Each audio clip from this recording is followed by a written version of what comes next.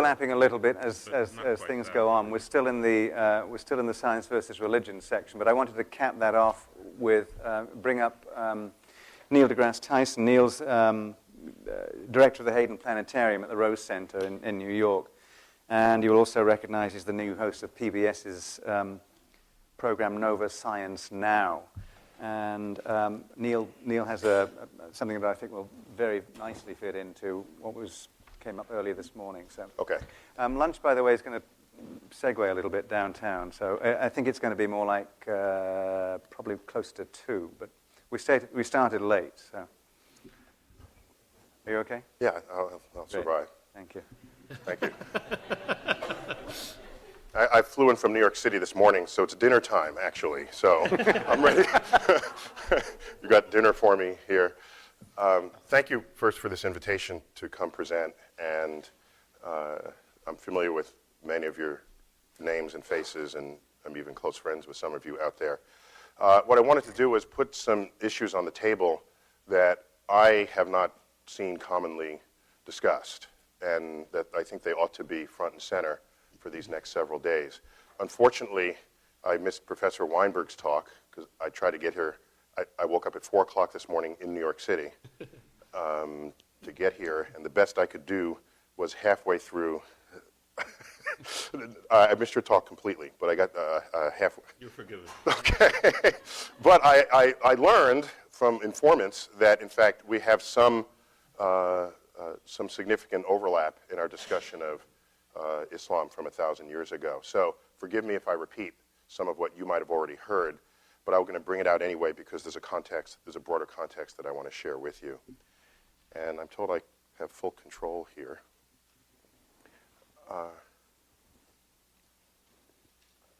Let's see if this works. Oh, in case you're wondering, that's the Eagle Nebula.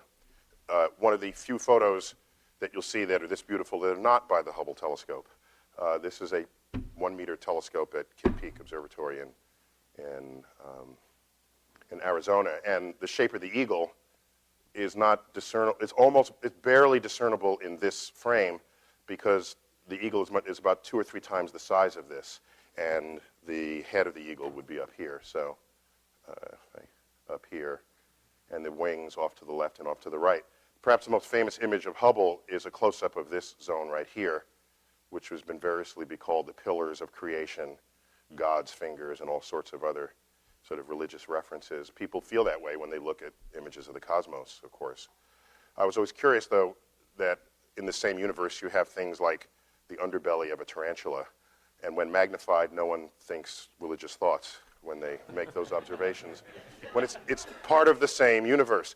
So, but I'll get back to that in a few moments. So here, what I want to do is I want to highlight a few issues, and these are issues that came together for an essay I wrote that appeared in Natural History magazine, the Darwin issue. It was the opening of our Darwin exhibit that is now traveling. It's no longer there at the museum, but the Darwin issue collected together stories, articles on the relevance of evolution, not only as an important concept in biology, but an important concept in all of science.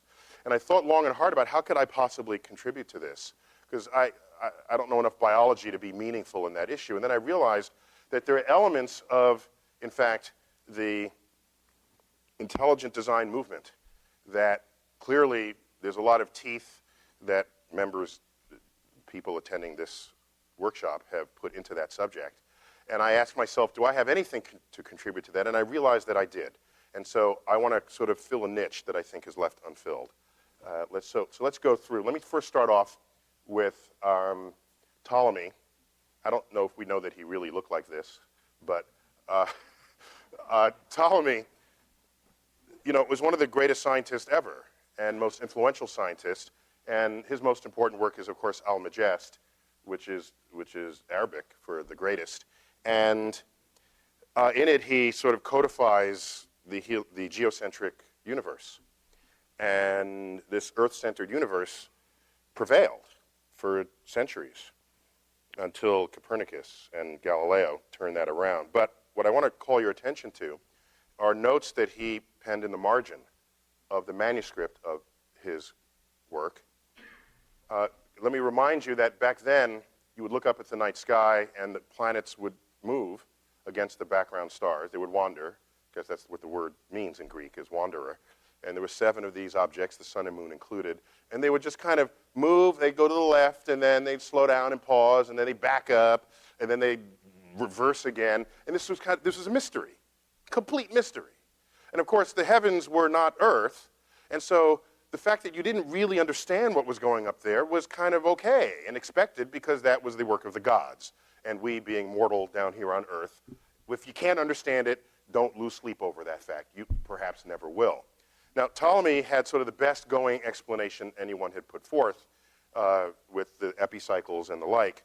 But nonetheless, this is the boundary between what is known and unknown about how the machinery of the universe works, and he pens these words, which for me are one of the most beautiful and poetic references to the state of one's knowledge ever written. I know that I am mortal by nature and ephemeral, but when I trace at my pleasure the windings to and fro of the heavenly bodies, I no longer touch earth with my feet. I stand in the presence of Zeus himself and take my fill of ambrosia. And so therein is this emotional, he's got this sort of religious feeling at the limits of his knowledge. And this is a trend that will continue for thousands of years to follow this. At least 2,000 years to follow this. And you don't have, and this whole notion of intelligent design, this is intelligent design. This quote that I just read to you is Ptolemy invoking intelligent design. No, he's not trying to get that into the classroom. He's not, there's the politics of intelligent design in modern times. But what I think has been swept under the rug that we have to contend with as a community of people who are sort of truth seekers is the fact that some of the greatest minds that have preceded us have done just this, okay? That's Ptolemy. But we can go on. Who else do we have?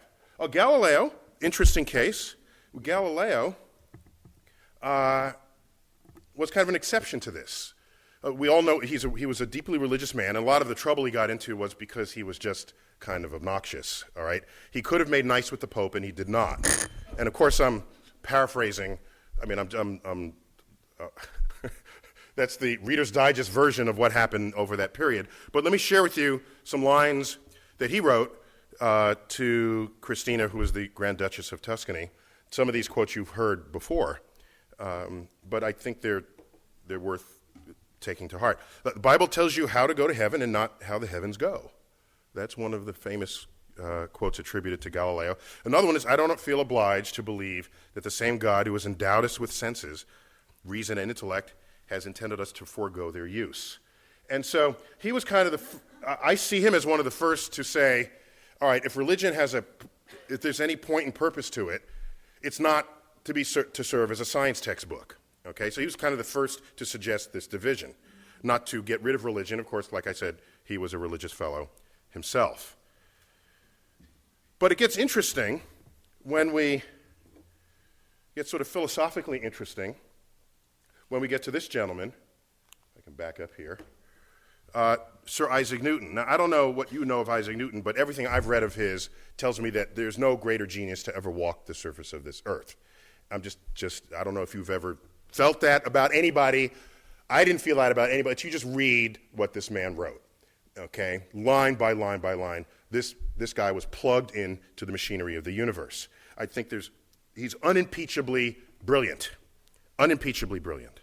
And let me read again what we heard from Mike Shermer earlier. In Isaac Newton's writings, by the way, in his Principia, here's the page 0 of Principia, in it, he discovers the laws of motion, F equals ma, discover the laws of gravity. It's all there. And he did this all before he turned 26. And in this, when he talks about motion, there's no reference to God. When he talks about his two-body force that he deduced, this universal law of gravitation, there is no mention of God.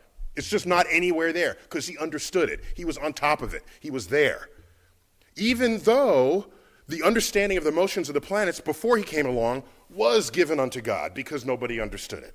or nobody understood well enough to really believe that they had a full predictive handle on it in the way the universal law of gravitation supplied. And so what you have is Isaac Newton abandoning reference to God until he realizes that if all you do is calculate the two-body problem, here we have like the moon and Earth. Yes, he's got that calculated. Now you have the sun and the Earth. You got that.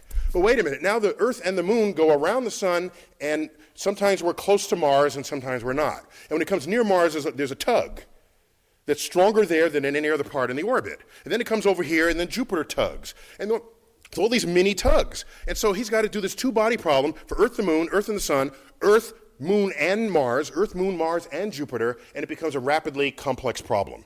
And he realizes that, in fact, applying this simple sort of approach to calculating the stability of the solar system, he finds he can't stabilize the solar system. He can't account for how we have stayed this way for as long as what was possibly necessary from the beginning of the universe. And so what does he say? He's at his limits.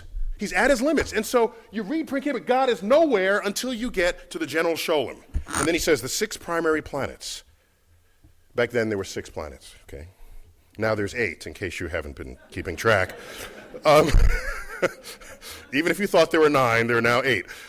The 6 primary planets are revolved about the sun in circles concentric with the sun, and with motions directed towards the same parts and almost in the same plane. He's got the whole picture now, and he's trying to sort of account for that. But he can't just simply doing two-body calculations, certainly not without a computer or without a new kind of mathematics. He says, but it is not to be conceived. But is it not to be conceived that mere mechanical causes could give birth to so many regular motions? This most beautiful system of the sun, planets, and comets could only proceed from the counsel and dominion of an intelligent and powerful being. This is Isaac Newton invoking intelligent design at the limits of his knowledge. And I want to put on the table the fact that you have school systems wanting to put intelligent design into the classroom, but you also have the most brilliant people who ever walked this earth doing the same thing. And so it's a deeper challenge than simply educating the public. It's deeper than, as you know, by the books written by our scientific colleagues that do take these deeply resonant and charitable positions towards their religious beliefs. Maybe the real question here, let me back up for a moment. You know, we've all seen the data. 40%, there's 90 whatever percent of the West or the American public believes in a personal God that responds to their prayers. And then you ask, well, what is that percentage for scientists? Averaged over disciplines, it's about 40%. And then you say, how about the elite scientists, members of the National Academy of Sciences?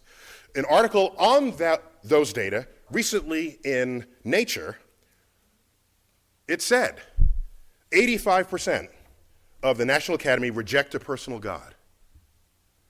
And then they compare it to 90% of the public. You know, that's not the story there. They missed the story. What that article should have said is, how come this number isn't 0? That's the story. Okay? So my esteemed colleague here,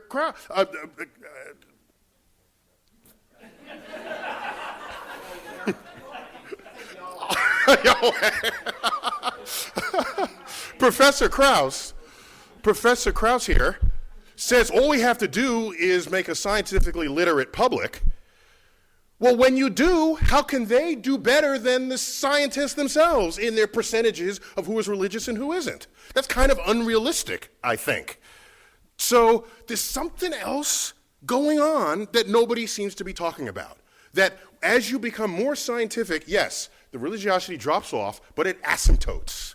It asymptotes not at 0. It asymptotes at some other level, so they should be the subject of everybody's investigation, not the public. I'm telling you. So it's not 85% reject, it's that 15% of the most brilliant minds the nation has accepts it. And that's something that we can't just sweep under the rug. Otherwise, we're being disingenuous to the efforts here.